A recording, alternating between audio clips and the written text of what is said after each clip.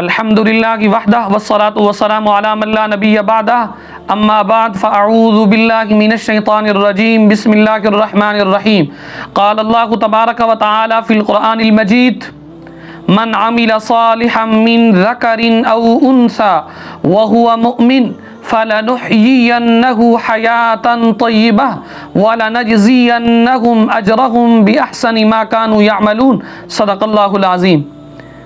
عزیزان من، آج کے ہمارے درس کا عنوان ہے 40 احادیث یاد کیجئے اور جنت حاصل کیجئے۔ یاد رکھیے، حدیث پاک دین اسلام کا دوسرا بڑا مأخذ ہے۔ اگر کوئی شخص اپنی زندگی اسلامی اصولوں کے مطابق گزارنا چاہتا ہے تو اس کے لیے احادیث کو پڑھنا اور سمجھنا بہت ضروری ہے۔ سید دو عالم صلی اللہ تعالی علیہ وسلم نے احادیث کو یاد کرنے کی ترغیب دی ہے اور ایسے لوگوں کے لیے دعا فرمائی ہے جو احادیث پڑھتے اور پڑھاتے ہیں۔ سرکار نے ارشاد فرمایا، نضر اللہ امرأ من سمع مقالتی فبلغها رب حامل فقہ غیر فقیہ وَرُبَّ حَامِلِ فِقْهٍ إِلَى مَنْ هُوَ أَفْقَهُ مِنْهُ۔ اللہ تعالیٰ خوش و خرم رکھے اس شخص کو جو ہماری بات سن کر آگے پہنچائے، کیونکہ بہت سے فقہ کے حامل اعلیٰ درجے کے فقیہ نہیں ہوتے اور بہت سے فقہ والے ایسے شخص تک پہنچا دیتے ہیں جو ان سے بھی بڑھ کر فقیہ ہوتا ہے۔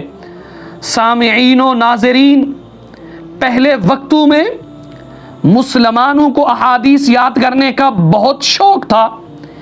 ایک ایک آدمی کو ہزاروں اور لاکھوں احادیث یاد ہوتی تھی۔ لوگ احادیث سیکھنے کے لیے بڑے بڑے لمبے سفر کیا کرتے تھے، لیکن افسوس کہ آج مسلمانوں میں احادیث یاد کرنے کا وہ ذوق نہیں رہا۔ پڑھے لکھے لوگ بھی احادیث یاد کرنے سے محروم ہیں، حالانکہ کم از کم 40 احادیث تو ہر چھوٹے بڑے مسلمان کو یاد ہونی چاہیے۔ 40 احادیث یاد کرنے اور انہیں دوسروں تک پہنچانے کی میرے نبی نے بہت فضیلت بیان فرمائی ہے۔ سرکار علیہ الصلوۃ والسلام نے ارشاد فرمایا، شعب الایمان کی حدیث ہے، میرے نبی نے فرمایا، جس نے میری امت کو ان کے دین کے متعلق 40 حدیثیں پہنچائیں، بعثہ اللہ تعالی فقیہا، اللہ تعالیٰ اس کو اس حال میں اٹھائے گا کہ وہ فقیہ ہوگا۔ وَكُنْتُ لَهُ يَوْمَ الْقِيَامَةِ شَفِيعًا وَشَهِيدًا، میرے نبی نے فرمایا میں قیامت کے دن اس کی شفاعت کروں گا اور گواہ ہوں گا۔ صرف خود شفاعت نہیں پائے گا بلکہ وہ خود شفاعت کرے گا بھی۔ سرکار نے فرمایا، جس نے مسلمان کو دین کے احکام پر مبنی 40 احادیث یاد کی، یاد کروائیں اور میری امت کو پہنچائیں، وہ قیامت کے دن آئے گا تو اللہ تعالیٰ اسے فرمائے گا، اشفع لمن شئتا، آج کے دن تو جس کی چاہتا ہے تو اس کی سفارش کر۔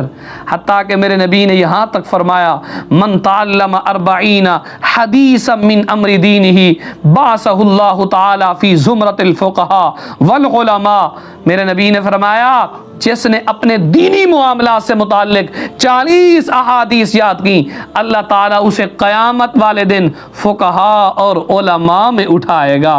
اور اسی طرح میرے نبی پاک صلی اللہ تعالیٰ علیہ وسلم کا فرمان ذیشان ہے، جو مسلمان 40 احادیث یاد کرے گا، ان کا معنی و مفہوم سمجھے گا، اسے کہا جائے گا ادخل من ای ابواب الجنہ، جنت کے جس دروازے سے تم داخل ہونا چاہتے ہو جنت میں داخل ہو جاؤ۔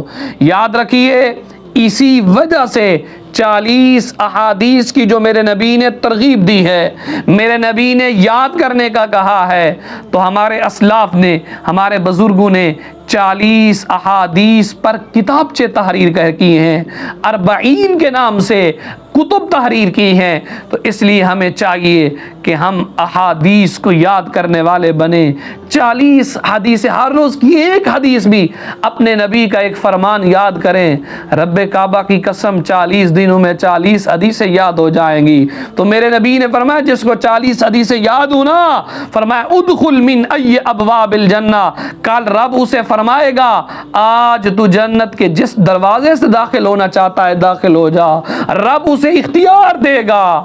تو جس کام کے متعلق رب اختیار دے رہا ہے، رب فرما رہا ہے اختیار بھی دوں گا، ساتھ اسے اجازت بھی دوں گا، جس کی یہ شفاعت کرنا چاہتا ہے یہ شفاعت کرتا جائے، میں اس کی شفاعت کو اس کے مومن بھائی کے حق میں قبول کرتا جاؤں گا۔ دعا ہے رب ذوالجلال کی بارگاہ میں خالق کائنات ہمیں 40 احادیث یاد کرنے کی سعادت نصیب فرمائے۔